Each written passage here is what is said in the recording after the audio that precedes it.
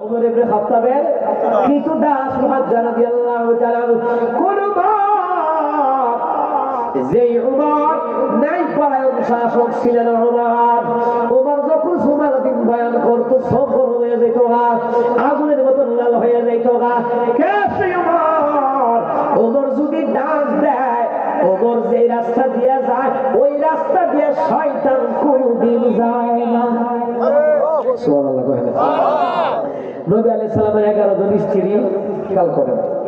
নবী আলাইহিস সালাম আমাদের খাদিজা দুনিয়া থেকে বিদায় হয়ে গেলেন, বাকি স্ত্রীরা দুনিয়াতে ছিলেন। একদিন আমার নবীর ঘরের মধ্যে সবাই আসছে, আয়া হুজুর মক্কার বড় বড় ধনাঢ্য ব্যক্তিরা তার বউরে শাড়ি দেয়, কাপড় দেয়, স্বর্ণ দেয়, কানের দুল, নাকের ফুল, কানের বাবার ঝুমকা, কত কিছু দেয়। হুজুর এই আবদার করতে আছে সৌরভ বাবাকে আরো কত কিছু আবদার করে না, আমার আম্মা যেটা করে না আবদার করতে আছে। এমন সময় ওমর গলা ধরা দিয়ে আসসালামু আলাইকুম, আসসালাতু আসসালামু আলাইকা ইয়া রাসূলুল্লাহ সালাম দিছে। বলে দুপুর দুপুর আওয়াজ ঘুরে ভিতরে হযরত ওমর রাদিয়াল্লাহু তাআলা সালাম দেন, আমার নবী সালামের উত্তর দিলেন। ওমর রাদিয়াল্লাহু তাআলা তিনি বললেন, ইয়া রাসূলুল্লাহ আমি কি ঘরের ভিতরে আসতে পারি? ক্বালা নাআম ইয়া ওমর, হ্যাঁ হ্যাঁ আসো আসো। আসতে হুজুর একটু আগে বন বন বন বন আওয়াজ শুনছি, দুপুর দুপুর আওয়াজ হচ্ছে এদিকে কেন? তোমার আম্মা দিকে হগলে ধরছে বিভিন্ন আবদার, তো বিভিন্ন আবদার আমার কাছে বিভিন্ন কিছু আবদার করছে, তো আবদার করছে ভালো কথা, স্বামীর কাছে আবদার করতেই পারে, দিতে পারো কার না পারো সান্ত্বনা তো দিব। তো ওমর আম্মা দিটা করি একটা নাই, যখন শুনছো তুমি এইছো সব ভাবছে সব ভাবছে। সুবহানাল্লাহ কইতেন না?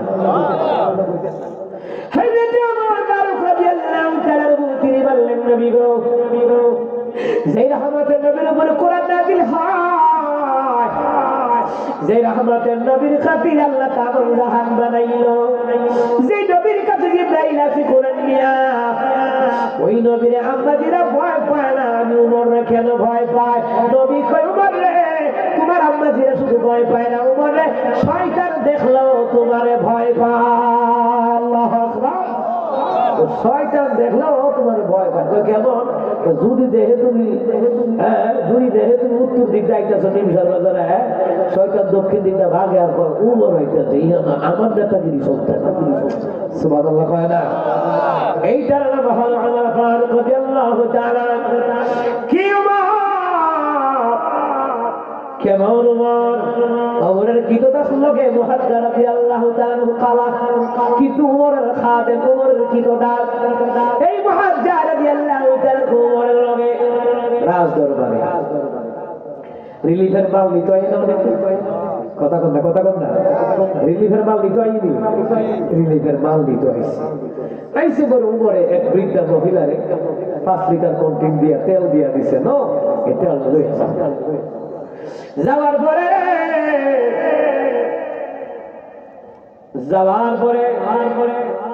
খুচুত খায় পইরা তেলটা জমিনে পড়ে যায়, মরুভূমির বালির মধ্যে শুকায়া যায়, তেলটা শুকাই গেল না।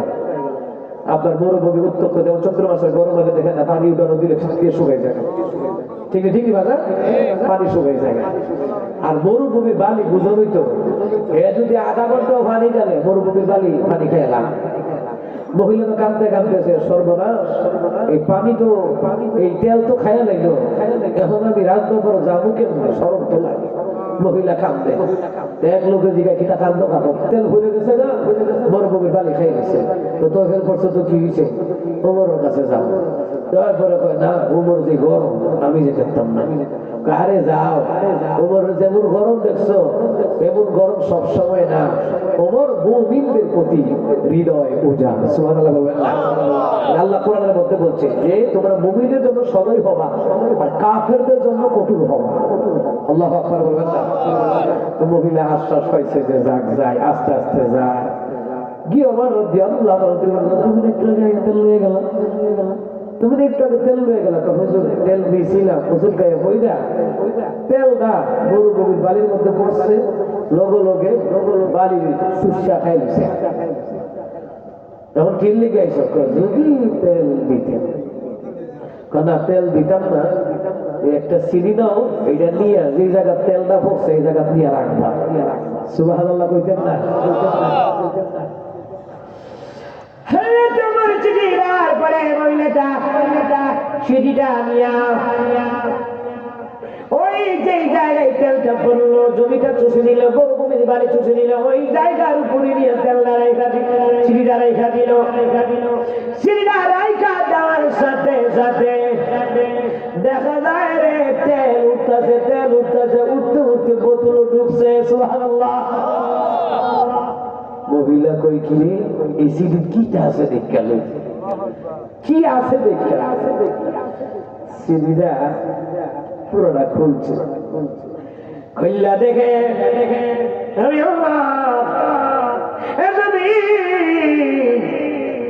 মহিলার তেলটা আমি বড় শখ করে দিচ্ছি।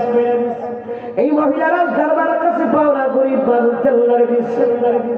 এখন যদি আলাদা আবার নতুন করে 5 লিটার তেল দিয়ে আরেকজনের হক নষ্ট হইব, সুবহানাল্লাহ কয় না? অথচ আমার দেশে জনগণের হক নষ্ট কইরা বিভিন্ন এমপি মন্ত্রীরা সাদাবাজি কইরা বিদেশে বাড়ি গাড়ি করছে, ঠিক কিনা? নিজের ছেলে মেয়ে মাই খায় না, মাই খায় জনসাধারণ। এ কথা কয় না।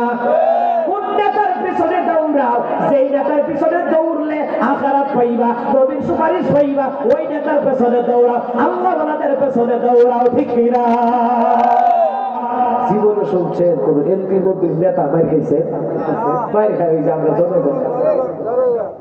এদের ছেলে মেয়েরা সেই বড় আগে লন্ডন পড়াশোনা কর, ইটালি পড়াশোনা কর,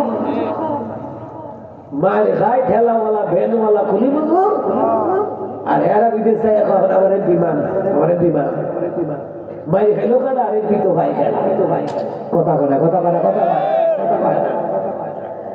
মুসলমান ইমানদারেরা